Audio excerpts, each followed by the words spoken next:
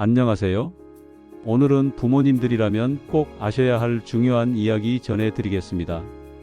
혹시 자녀에게 전세 자금이나 결혼 비용, 창업 자금을 도와주신 적 있으신가요? 그런데 뜻밖의 세금 고지서를 받아보셨다는 분들 생각보다 정말 많습니다. 내 돈을 내 자식한테 줬을 뿐인데 왜 세금을 내야 하냐? 억울하실 수밖에 없지요. 오늘 영상 끝까지 보시면 자녀에게 1억 원을 세금 한 푼 없이 주는 안전한 방법 정확하게 아실 수 있을 겁니다. 먼저 실제 사례부터 말씀드릴게요. 서울에 사시는 한 어머님은 결혼을 앞둔 딸에게 전세 자금 1억 원을 송금했습니다. 하지만 몇 달 뒤 국세청에서 증여세 고지서가 날아왔습니다. 세금으로 무려 3천만 원을 내야 했습니다. 대전에 사시는 한 할아버지는 손주 유학 자금으로 3천만 원을 보냈습니다. 그런데 몇 달 뒤 역시 증여세 고지서가 도착했습니다. 급하게 은행 대출까지 받아 세금을 내셔야 했습니다.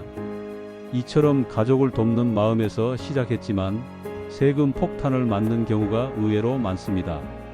그럼 어떻게 해야 안전할까요? 사실 방법은 아주 간단합니다.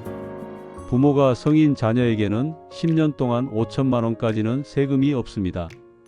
조부모가 미성년 손주에게는 10년 동안 2천만 원까지 비과세입니다. 형제 자매가 조카에게는 500만 원까지 세금이 없습니다. 그리고 부부끼리는 무려 6억 원까지 세금이 없습니다. 핵심은 두 가지입니다. 바로 10년 단위 그리고 한도. 이 기준을 꼭 기억하셔야 합니다. 그럼 지금부터 실제로 안전하게 자녀를 도울 수 있는 5가지 방법을 알려드리겠습니다. 첫째, 송금 메모를 반드시 구체적으로 남기셔야 합니다. 이체할 때 생활비, 등록금, 월세, 보조처럼 정확하게 적어야 합니다. 사랑의 용돈 같은 모호한 표현은 피하셔야 합니다. 이 작은 메모 하나가 세금 폭탄을 막아주는 강력한 증거가 됩니다. 둘째, 큰 돈은 나눠서 주셔야 합니다. 예를 들어 자녀에게 1억 원을 주고 싶으시다면 올해 5천만 원, 내년에 5천만 원 이렇게 나누면 비과세 한도를 안전하게 활용할 수 있습니다. 하지만 한 번에 1억을 주면 증여로 판단되어 세금을 내야 할 위험이 커집니다. 셋째, 차용증을 작성하세요. 차용증만 있으면 돈을 빌려준 것으로 인정받아 세금을 피할 수 있습니다. 금액은 숫자와 한글로 모두 적고 용도와 상환 계획을 구체적으로 작성하세요. 예를 들어 전세 자금 지원 2026년부터 매월 50만 원 상환 이렇게 기록하면 됩니다. 넷째, 증거 자료를 최소 5년간 보관하세요. 통장 거래 내역, 카톡 대화, 영수증 모두 중요합니다. 특히 카톡으로 등록금 빌려줄게라는 메시지 한 줄이 세무조사에서 큰 도움이 됩니다. 다섯째, 교육비나 의료비는 직접 납부하세요. 등록금은 학교에, 전세금은 집주인에게, 병원비는 병원에 직접 내시면 됩니다. 이 방법은 국세청에서도 인정하는 가장 확실한 방식입니다. 여기에 추가 꿀팁도 있습니다. 바로 부부가 함께 나눠서 주는 방법입니다. 아버지가 5천만 원, 어머니가 5천만 원을 주면 합쳐서 1억 원까지 비과세가 가능합니다.